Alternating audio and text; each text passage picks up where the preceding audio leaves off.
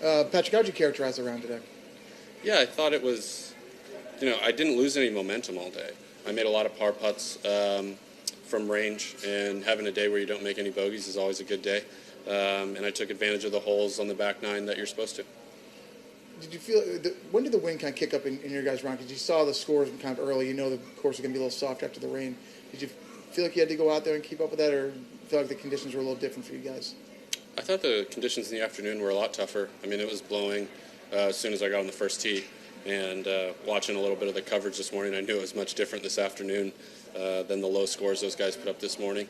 And so, hopefully we get some still morning tomorrow. I mean, going off at, before 7:30. So hopefully we get at least 9 holes with really benign conditions.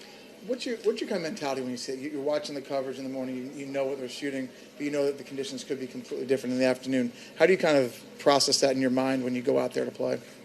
I think it makes you a little more conservative, especially playing shots into greens.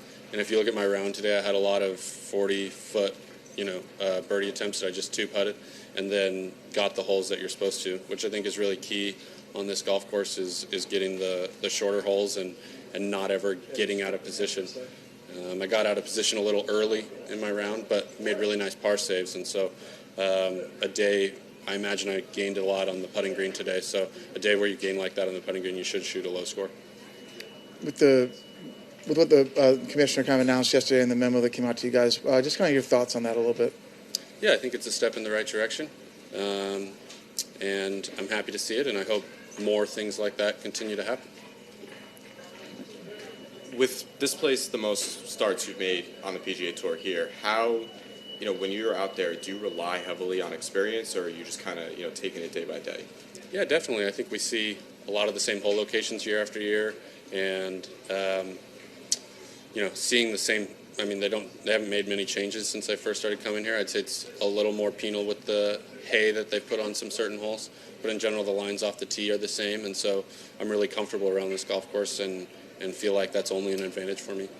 And earlier in the season, you started off really hot, and then things kind of got a little bumpy, but then, went to New Orleans, won, and then since then, posted a lot of good results. But in the middle of the season, was there maybe something that you tried to work on, and then, you were able to come out on the other side, not just winning in New Orleans, but also, have that third place finish at Memorial and a couple other good results, losing in the playoff at Hilton Head.